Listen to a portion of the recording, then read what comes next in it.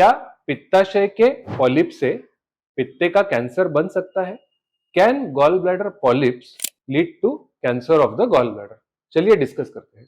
नमस्कार, मैं doctor Aditya Kulkarni, gastro and cancer specialist, OSS clinic Pune में प्रैक्टिस करता हूं और मेरा एरिया ऑफ इंटरेस्ट है पेट में पाए जाने वाले कैंसर्स, ट्यूमर्स और उसकी laparoscopic and robotic surgical treatment.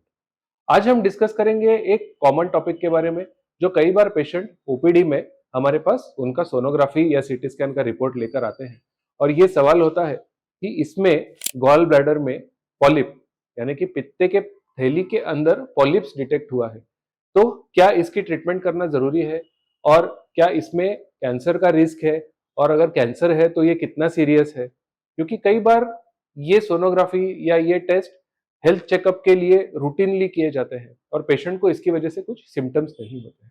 तो मैंने सोचा इसके बारे में एक डिटेल्ड वीडियो बना के इस टॉपिक को पूरे डीप में डिस्कस किया जाए। तो सबसे पहले ये देखेंगे कि गॉल ब्लैडर होता क्या है। गॉल ब्लैडर हमारे डाइजेस्टिव सिस्टम का एक ऑर्गन है जिसका काम होता है लीवर में बनने वाला बाइल को स्टोर करना और डाइजेशन के लिए एज रिक्वायर्ड इसे रिलीज कर देना। और गॉल ब्लैडर में जो बाइल कॉन्सेंट्रेट होता है, इसके अंदर डाइजेस्टिव एंजाइम्स होते हैं, इसके साथ साथ इसमें कुछ फैट्स भी होते हैं जिसमें कि कोलेस्ट्रॉल भी होता है। और ये अंडरस्टैंड करना जरूरी है क्योंकि पॉलिप के बनने में इसी का रोल होता है। तो पॉलिप होता क्या है? तो polyp is a abnormal tissue जो गॉल ब्लैडर के अंदर के लाइनिंग से तैयार होता है। अब एबनॉर्मल टिश्यू का यह मतलब नहीं कि हर पॉलिप कैंसरस हो, बल्कि ऑन एन एवरेज सिर्फ 5% ऑफ गॉल ब्लैडर पॉलिप्स को कैंसर में बदलने का पोटेंशियल होता है।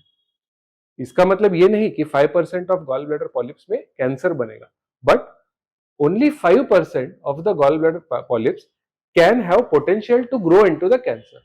95% ऑफ द पॉलिप्स में कैंसर होने का कोई पॉसिबिलिटी नहीं होता है। तो मेजॉरिटी ऑफ द पेशेंट्स में अगर गॉल ब्लैडर पॉलिप्स डिटेक्ट हुआ भी है तो इसमें कैंसर बनने का चांसेस बहुत ही कम है।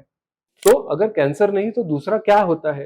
तो 60 टू 80% ऑफ द पॉलिप्स जो होते हैं ये कोलेस्ट्रॉल के क्रिस्टल्स की वजह से तैयार होते हैं। अगर डाइट में या बाइल में कोलेस्ट्रॉल की मात्रा ज्यादा है तो कभी कभी ये छोटे छोटे क्रिस्टल्स या पार्टिकल्स के रूप में गॉल ब्लैडर के अंदर जमा हो सकता है और इसे सोनोग्राफी में कभी कभी पॉलिप का डिटेक्ट होना पॉसिबल है। इसे हम सूडो पॉलिप्स के नाम से भी जानते हैं।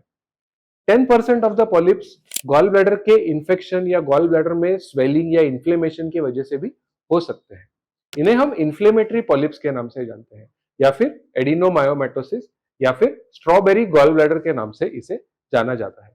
और ये एक बिनाइन यानी कि नॉर्मल कंडीशन है, इसमें कैंसर बनने का बिल्कुल भी रिस्क नहीं होता है। अब जो ट्रू पॉलिप्स होते हैं जिन्हें हम गॉल ब्लैडर एडिनोमा के नाम से जानते हैं या एडिनोमेटस पॉलिप के नाम से जानते हैं, ये सिर्फ 5% होते हैं। और अगर इन पॉलिप्स को काफी समय तक ट्रीट ना किया जाए, इसे निग्लेक्ट कर दिया जाए, तो इसमें कैंसर बनने का एक स्मॉल रिस्क होता है। अगर पेशेंट को गॉल ब्लैडर में पॉलिप डिटेक्ट हुआ है तो ये जरूरी नहीं है कि उसको कैंसर बनेगा ही। अगर पॉलिप डिटेक्ट हुआ है तो further treatment is decided based on the size of the polyp और नंबर ऑफ द पॉलिप, कि पॉलिप कितने हैं और इन पॉलिप में से सबसे जो बड़ा पॉलिप है इसका साइज कितना है। तो लगभग 8 मिलीमीटर से 1 सेंटीमीटर तक के पॉलिप को ट्रीट किया जाना जरूरी है। अगर 2, 3, 4 मिलीमीटर का पॉलिप है तो मोस्ट ऑफ द टाइम इसमें कोई ट्रीटमेंट की जरूरत नहीं होती है। ट्रीटमेंट तब लगता है जब गॉल ब्लैडर में इन्फेक्शन हो, गॉल ब्लैडर में पथरियां बनी हुई हो या फिर पेशेंट को ज्यादा पेन हो रहा हो, तब इसकी ट्रीटमेंट होती है गॉल ब्लैडर को लैप्रोस्कोपिक या रोबोटिक सर्जरी करके रिमूव कर देना और इसे टेस्ट के लिए भेज देना। और कई बार उस टेस्ट में हमें पॉलिप का ट्रू नेचर भी समझ में आ सकता है और ये कंफर्म कर सकते हैं कि जो निकाला गया गॉल ब्लैडर है उसके अंदर कोई कैंसर का एलिमेंट नहीं है। तो majority of the gall bladder polyps do not have cancer. तो अगर आपको गॉल ब्लैडर का पॉलिप डिटेक्ट हुआ है तो इसमें डरिए नहीं, ये एक ट्रीटेबल और क्यूरेबल कंडीशन है और कई बार इसमें कोई ट्रीटमेंट की जरूरत भी नहीं होती है। अगर आपको आपका रिपोर्ट मेरे साथ में शेयर करना है तो please feel free, I will assist you in any way that is possible for me. आप मुझे नीचे लिख सकते हैं कमेंट सेक्शन में या फिर मेरा नंबर है, आप मेरे क्लिनिक को कॉल करके आपका रिपोर्ट शेयर कर सकते हैं या फिर मुझे ईमेल भी कर सकते हैं।